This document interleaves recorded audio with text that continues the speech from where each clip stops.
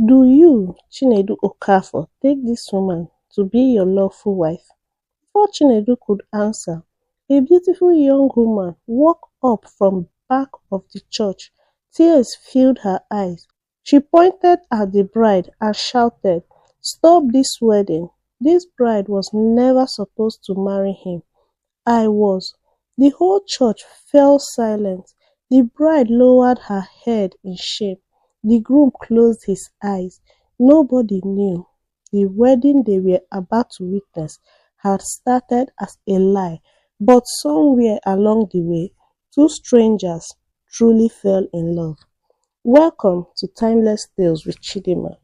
If you love emotional African stories filled with romance, family drama, betrayal, suspense, and happy ending, don't forget to subscribe, like, and turn on the notification bell.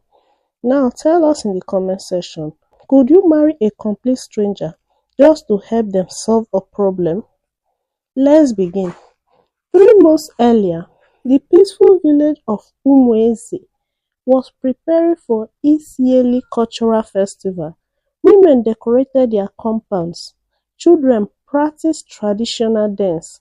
The smell of roasted corn and palm wine filled the air. Among the busy villagers was Amaka, a hard-working young lady who sold vegetables in the local market. Every morning, before sunrise, she helped her widowed mother, Mama Ngozi, on their small farm. Life was difficult, but Amaka never complained. People loved her because she was humble, respectful, and always ready to help. Whenever an elderly person wanted water, Amaka was there. Whenever children cried, Amaka found a way to make them smile. The villagers often said, "Any man who marries Amaka will marry peace of mind."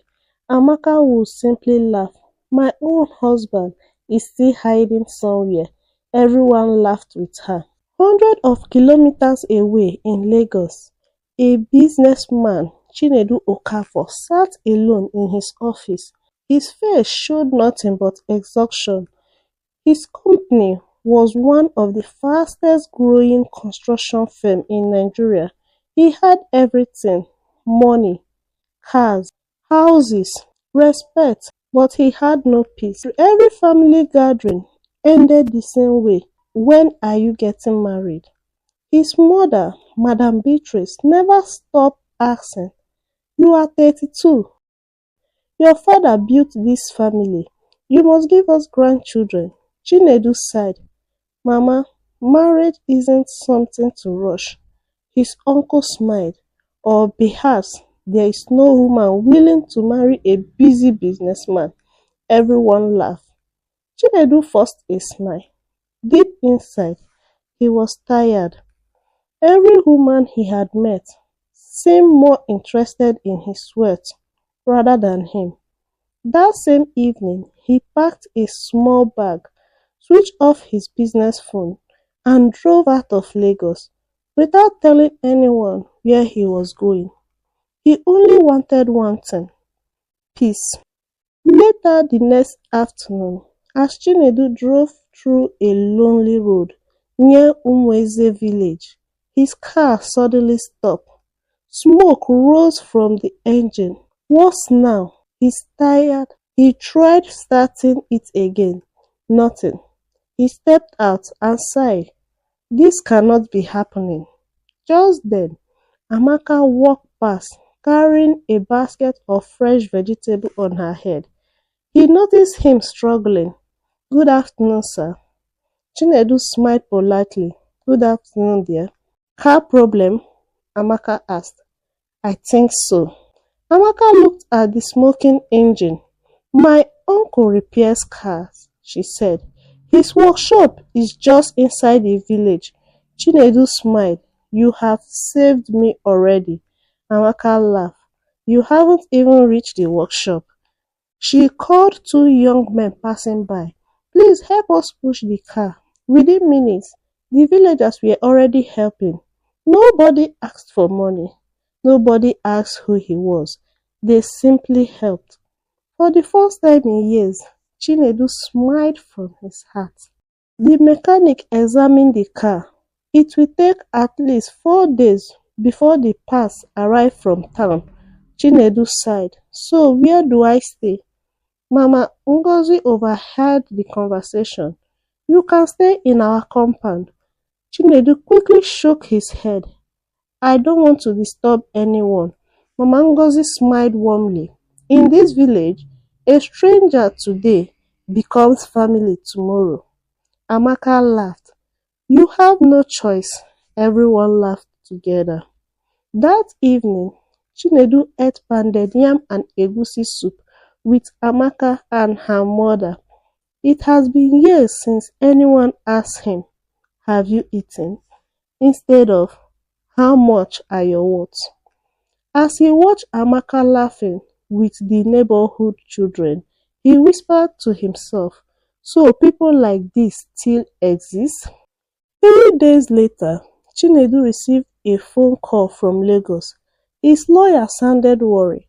Sir, your late father's will has been opened. Chinedu frowned. What about it? There is one condition. If you want to inherit control of the family company, you must be legally married before the shareholders meeting next month. Chinedu stood up immediately. What? If not, the company will be handed over to your cousin, Tony. Chinedu ended the call. His mind was racing. He had only 4 weeks. Finding a woman who genuinely loved him in that short time seemed impossible. As he sat under the mango tree thinking, Amaka walked over. You have been quiet all day. He smiled weakly. Life is complicated. Amaka sat beside him. Sometimes talking helps. After a long silence, Chinedu looked at her. Then an impossible idea entered his mind. He couldn't believe he was about to say it. Amaka, I know this will sound strange, but what if you agree to pretend to be my wife for 1 month? Amaka stared at him. Her basket slipped from her hands. What? What did you just say? Amaka could not believe what she just heard. She stared at Chinedu. You want me to pretend to be your wife? Chinedu nodded. I know it sounds crazy, but please hear me out. Amaka stood up immediately. No, I can't do that. My late dad taught me never to build my life on lies. She packed up her basket and walked away. Chinedu sighed. I have ruined everything. That evening, Mama Ngozi noticed Amaka was unusually quiet. My daughter, what happened? Amaka told her everything. Mama Ngozi remained silent for a moment. Then she smiled gently. Did he force you? No, she replied. Did he disrespect you? No. He only asked for help. Amaka sighed. But marriage is sacred. Mama Ngozi nodded. You are right. But sometimes God uses unusual road to lead us to our destiny. Amaka wasn't convinced. She went to bed still thinking about Chinedu's strange proposal. The next morning, Amaka received the terrible news. The owner of the small piece of land they farmed had sold it. She and Mama Ngozi had only 1 week to live. Amaka, heartbroken, where do we go now? That evening, she met Chinedu under the old mango tree. I have thought about your proposal. Chinedu looked up. If this marriage is only for 1 month, and you promise to respect me, I will help you. Chinedu smiled with relief. I promise I will treat you with dignity. When everything is over, I will quietly end the agreement. They shook hands. Neither of them knew that simple handshake would change their lives forever. A week later, they traveled to Lagos. Amaka had never seen such tall buildings. The busy road frightened her. She held her small bag tightly. So many cars. Chinedu laughed. You'll get used to them, he replied. When they arrived at the Okafor's mansion, everyone was shocked. Madam Beatrice looked at Amaka from head to toe. Is this your wife? Yes, Mama. His cousin Tony laughed loudly. So the great Chinedu went to a village and brought home a farmer. Some relative laughed. Amaka lowered her head. Chinedu immediately held her hand. My wife deserves respect. The room became quiet. For the first time, Amaka felt someone truly stood up for her. A simple wedding was quickly arranged. Only close family members attended. Everyone believed Chinedu had finally found love. No one knew the marriage had started with a contract. Days turned into weeks. Amaka slowly adjusted to city life. She learned how to use the elevators.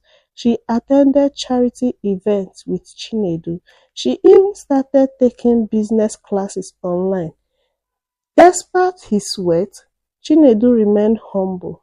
Every evening, they ate dinner together. One night, Amaka accidentally burned the jollof rice. She looked worried. I'm sorry. Chinedu tasted it, then smiled. It's not that bad. Amaka laughed. You don't have to lie. He laughed too. Okay, it needs help. Both of them burst into laughter. For the first time, the mansion felt like a real home. Meanwhile, Tony became desperate. If Chinedu remains married, he would lose every chance of controlling the family company. He needed someone to destroy the marriage. Then he remembered Sophia, Chinedu's former fiancée. He invited her back from London. Sophia stormed into the mansion without warning. He looked at Amaka with disgust. So, she's the village girl who replaced me? Amaka smiled politely. Good afternoon. Sophia ignored her. She walked straight to Chinedu. You still belong to me. Chinedu shook his head. No, my life has changed. Sophia laughed. You don't love that girl. You are only using her. Amaka quietly walked away. She had heard every word. That night, she cried alone in her room. Maybe Sophia was right. Maybe she was only pretending to be someone's wife. Maybe she never truly belonged there. The next morning, she packed her small bag. She placed the fake wedding agreement on the table, then quietly left the mansion. When Chinedu returned from work, he found only later. Thank you for changing my life. Our agreement is over. You deserve someone who truly belongs to your word. Goodbye. Amaka, Chinedu hands trembled. At that moment, he realized something. He no longer wanted fake marriage. He wanted Amaka forever. Without wasting another second, he drove straight to Umweze, back in the village. Amaka returned to her simple life. She believed she had done the right thing. As she sold vegetables in the market, a familiar voice called out, Amaka. She turned around. Chinedu was standing there, breathing heavily. He had driven all night. The whole market became quiet. He walked up to Amaka. Then, to everyone's surprise, he knelt down. The village gasped. A wealthy man kneeling. Chinedu looked into Amaka's eyes. The contract is over. The pretending is over. But my love for you is real. I don't want a fake wife anymore. I want a real wife. I want to spend the rest of my life with you.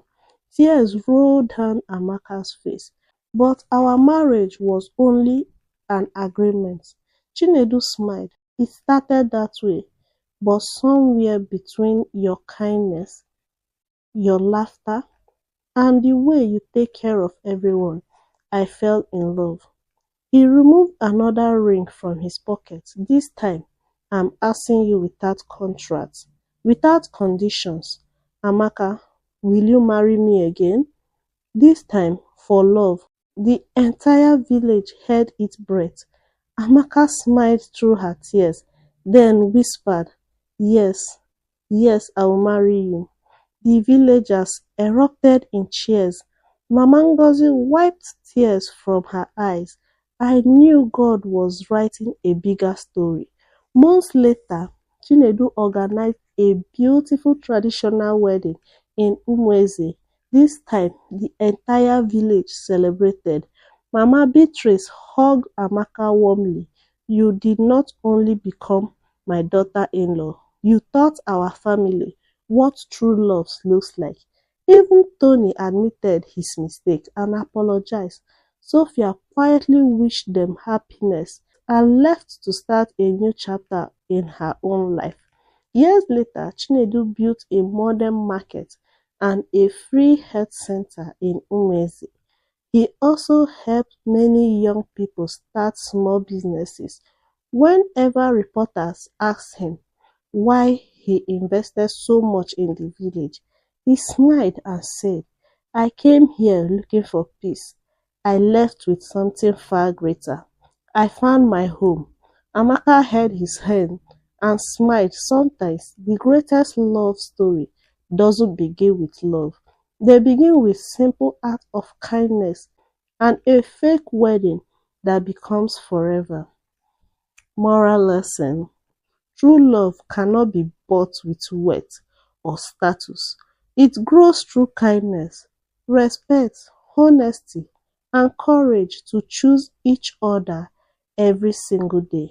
If this story touches your heart, don't forget to like, subscribe, and share it with someone who still believes in true love. See you in the next timeless tale.